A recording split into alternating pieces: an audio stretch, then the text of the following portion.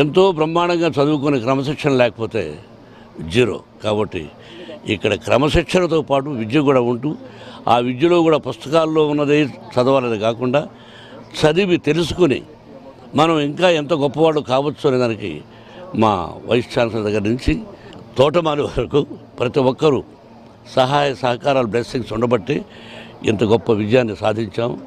ఇది దగ్గరలో ఏడుకొండల స్వామి వెంకటేశ్వరుడు, మా విద్యాలయాల్లో షిరిడి సాయినాథుడు, పరమేశ్వరుడు, మురుగన్, కాణిపాక స్వయంభూ విఘ్నేశ్వరుడు, వీళ్ళందరి బ్లెస్సింగ్స్